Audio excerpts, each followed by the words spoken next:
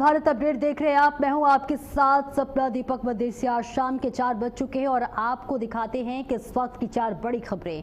सबसे पहले नजर डालते हैं भारतीय जनता पार्टी के राष्ट्रीय अध्यक्ष नितिन नवीन की अपनी नई टीम के साथ मुलाकात पर, जहां आज नई दिल्ली में पार्टी के नवनियुक्त राष्ट्रीय पदाधिकारियों ने राष्ट्रीय अध्यक्ष के साथ मुलाकात की और यह बैठक आगामी विधानसभा चुनाव की तैयारियों और चुनावी रणनीति पर केंद्रित रही। पार्टी कार्यकर्ताओं और नेताओं को जनता के बीच जाकर सरकार की योजनाओं को पहचानने के लिए पहुंचाने के निर्देश दिए गए और इस बैठक में राज्य अध्यक्षों, राज्य प्रभारियों और भाजपा शासित राज्यों के मुख्यमंत्रियों के साथ भी चर्चा की रूपरेखा तय की गई है। वहीं दूसरी बड़ी खबर, जहां राहुल गांधी आज पुणे में छात्र की गूंज कार्यक्रम को संबोधित करेंगे, लेकिन उससे पहले आपको बताते चले कि एबीवीपी और यूथ कांग्रेस के कार्यकर्ताओं के बीच झड़प हो गई है।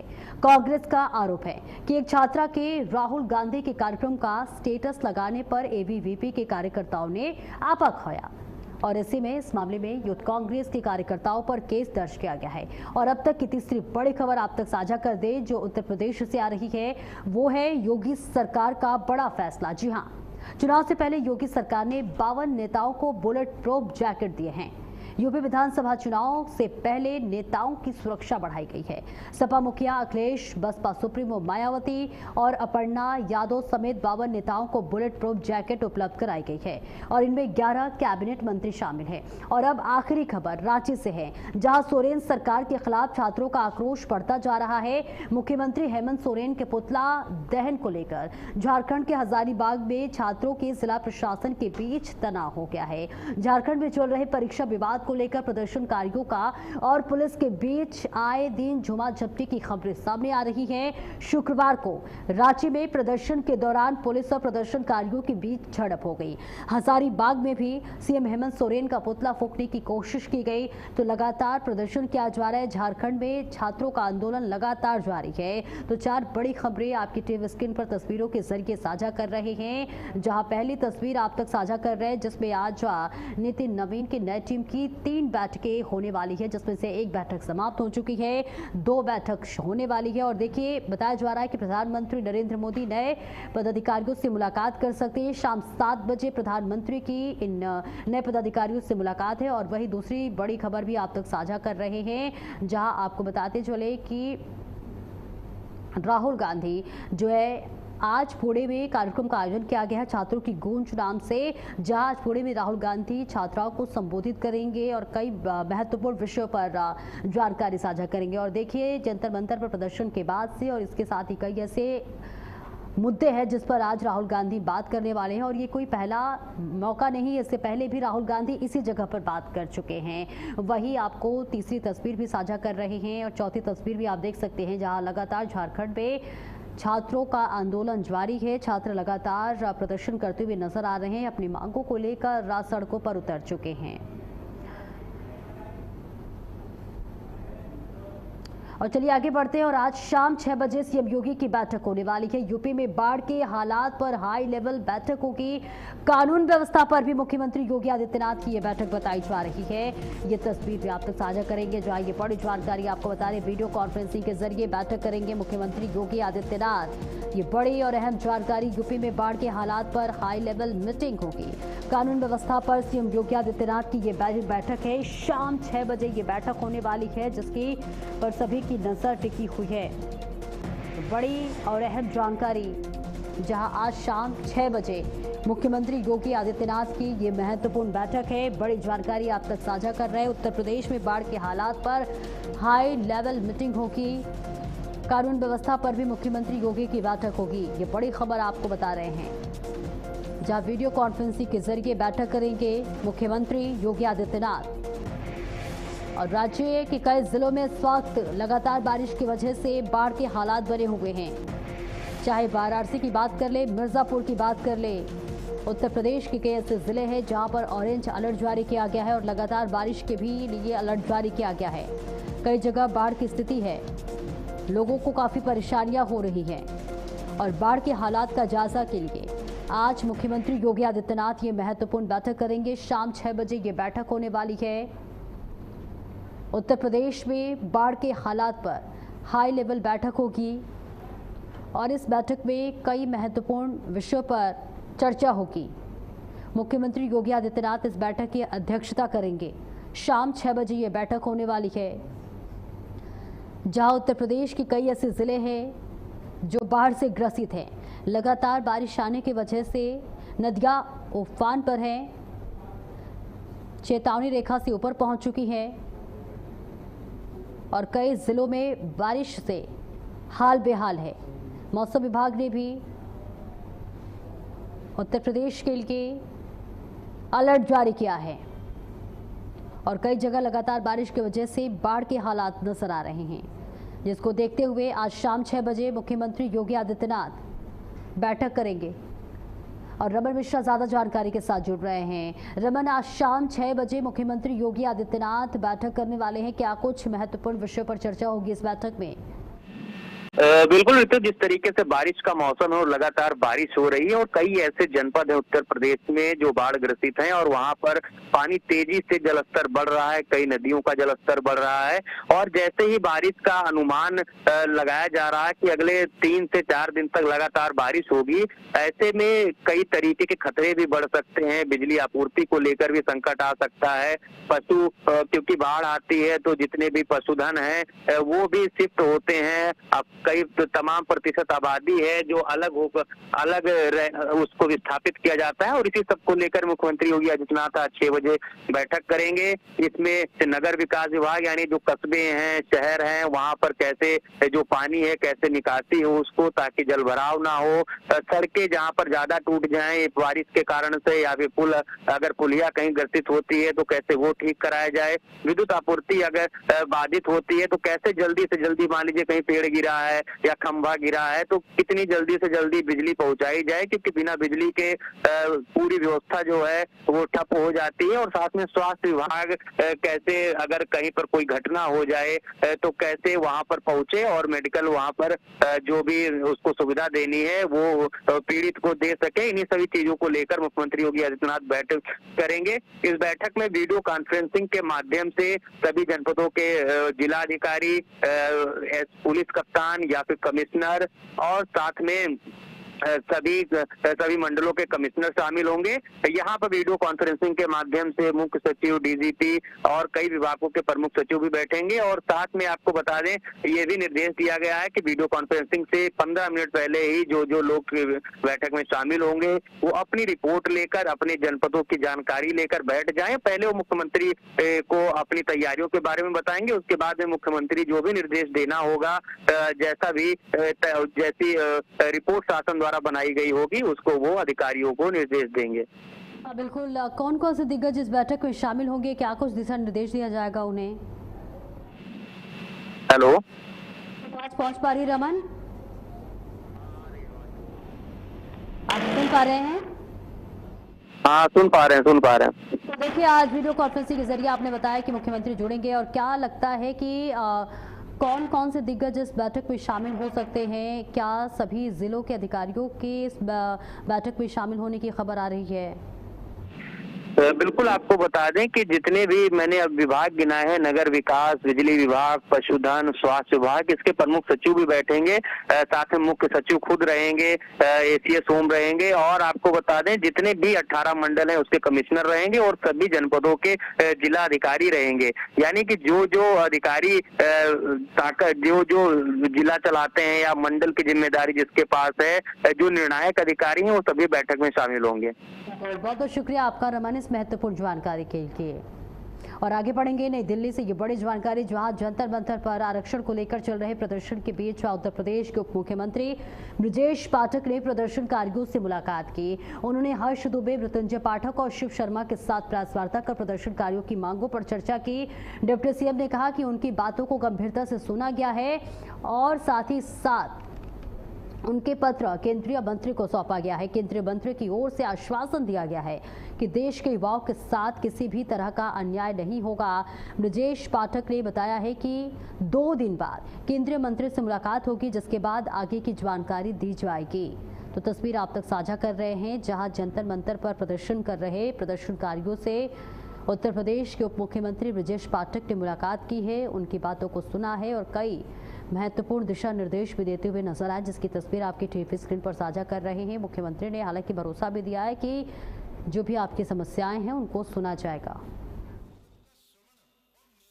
हमारे छोटे भाई आदरणीय हर्ष दुबे जी और ये आदरणीय हमारे धनंजय जी, मृत्युंजय पाठक जी, और हमारे बीच में हमारे शिवा शर्मा जी, सभी हमारे मित्र हैं, सभी हमारे छोटे भाई हैं।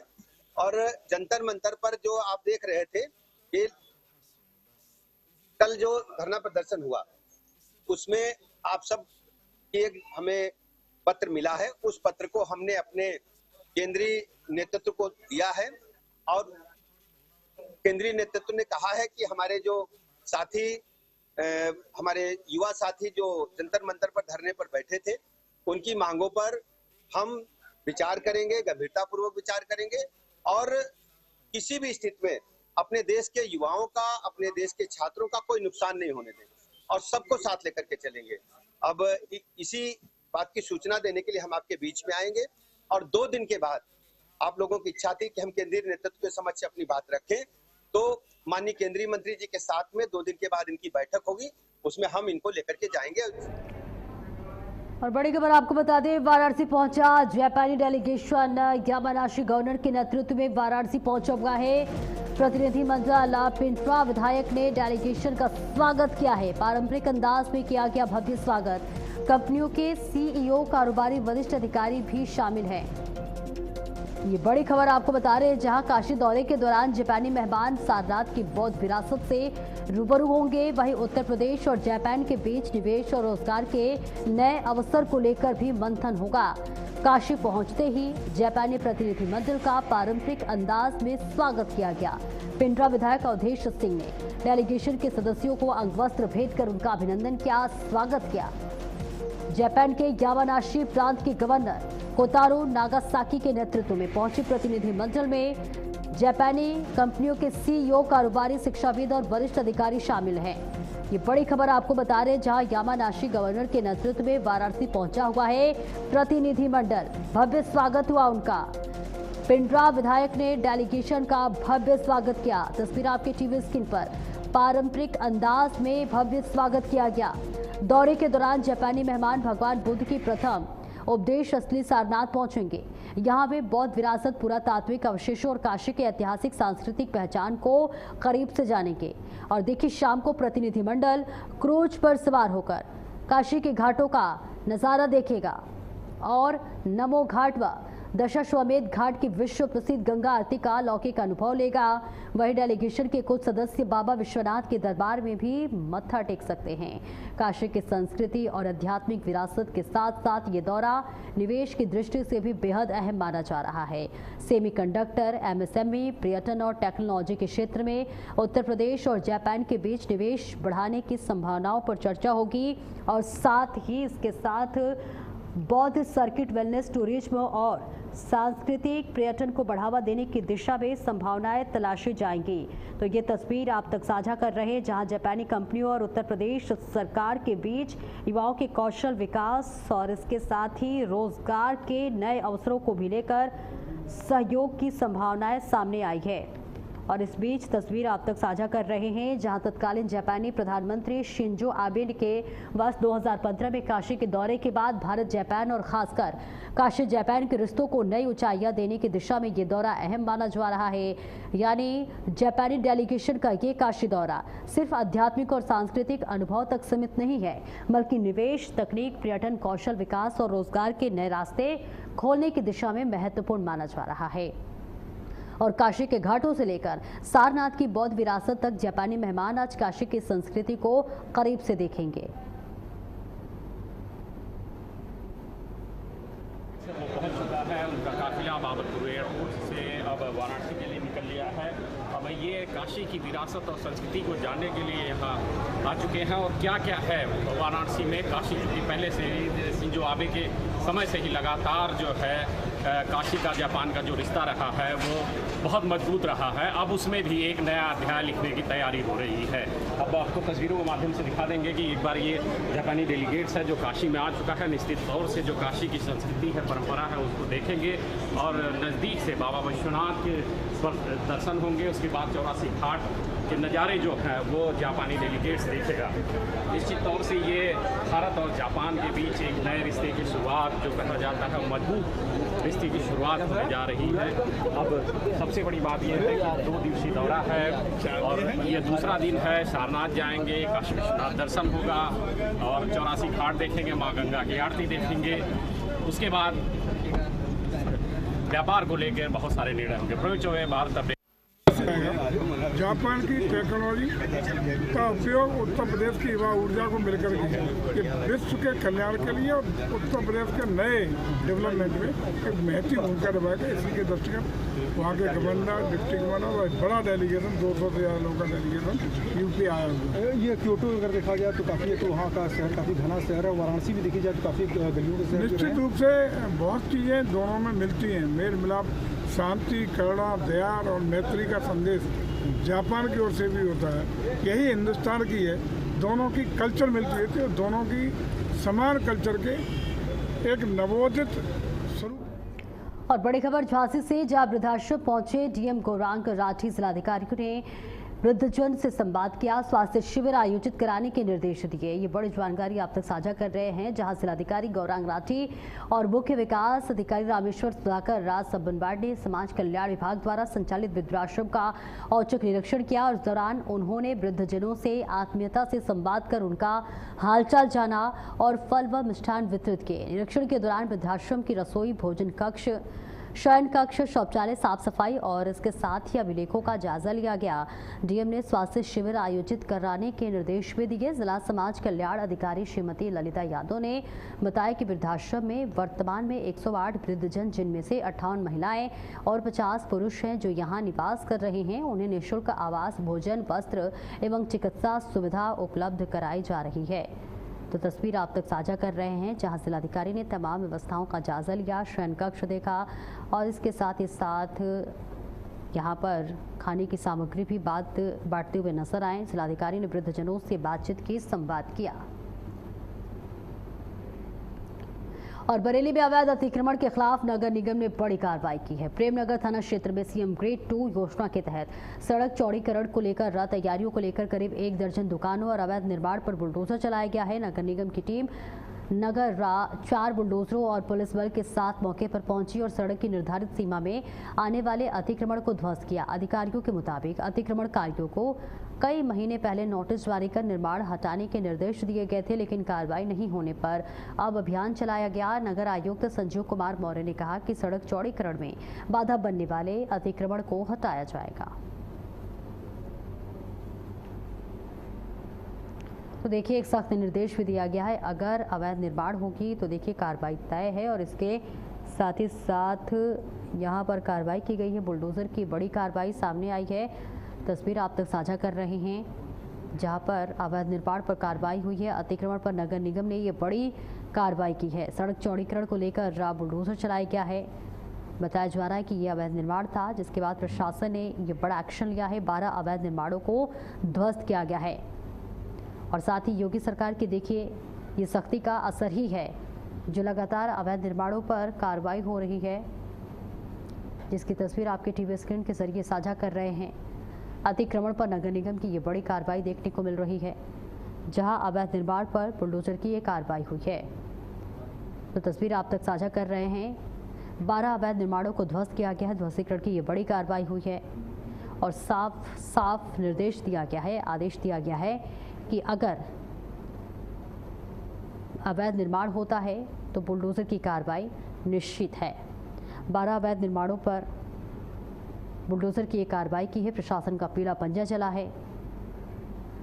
ध्वस्तीकरण की ये बड़ी कार्रवाई सामने आई है। कन्नौज पुलिस का ऑपरेशन लंगड़ा जारी है, जहां जहर खुरानी गिरोह से पुलिस की मुठभेड़ हुई है। मुठभेड़ में एक बदमाश के पैर में गोली लगी है। कन्नौज के थाना इंदरगढ़ उमरदा गांव के पास शनिवार सुबह निचली गंग नहर की पटरी पर पुलिस और बाइक सवार 3 संदिग्ध जहर खुरानों की मुठभेड़ हो गई। पुलिस की जवाबी फायरिंग में एक बदमाश के पैर में गोली लगी है, जबकि 2 साथियों को घेराबंदी कर गिरफ्तार कर लिया गया है। ये बड़ी जानकारी आपकी टीवी स्क्रीन पर हम साझा कर रहे हैं, जहां घायल बदमाश को अस्पताल भेजा गया है। पुलिस ने बाइक व अन्य सामान बरामद कर तीनों से पूछताछ शुरू कर दी है। मौके पर सीओ कुलवीर सिंह, कोतवाल संजय कुमार शुक्ला व फॉरेंसिक टीम मौजूद रही।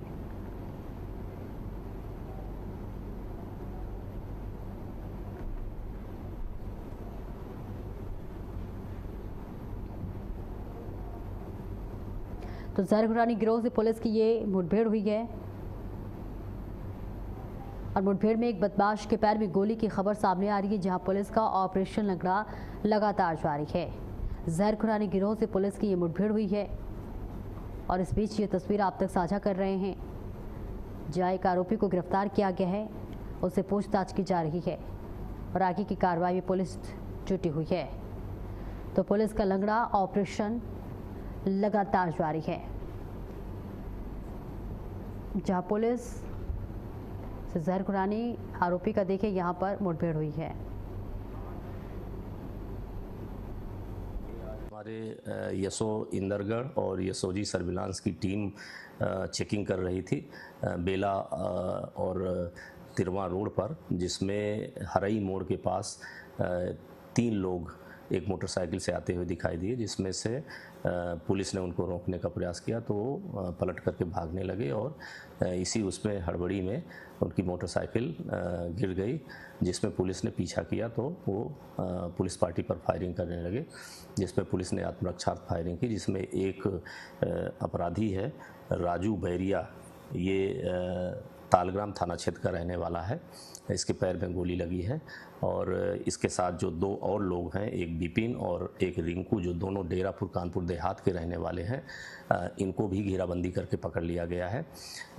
जब इनसे पूछताछ की गई तो पता चला कि ये हमारे यहाँ जो जून में एक राजकुमार हैं जो प्राइवेट टीचर थे, इनके साथ जहर खुरानी की घटना की थी।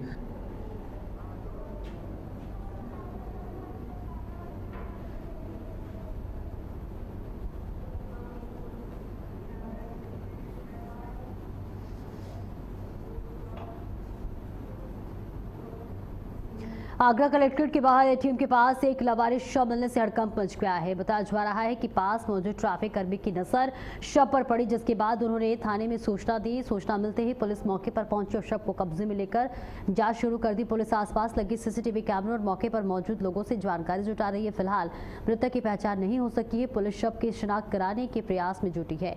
घटना के बाद कलेक्ट्रेट के आसपास कुछ देर के लिए लोगों की भीड़ जमा हो गई। तो देखिए, शव मिलने के बाद से यहां पर हड़कंप मच गया है। पुलिस इस पूरे मामले में तहकीकात कर रही है, जांच पड़ताल करे, जिसकी तस्वीर आपकी टीवी स्क्रीन के जरिए हम साझा कर रहे हैं, जहां बताया जा रहा है कि एक लावारिस शव मिलने होने की सूचना मिल रही है, मौके पर पहुंची हुई है और शव की शिनाख्त की जा रही है।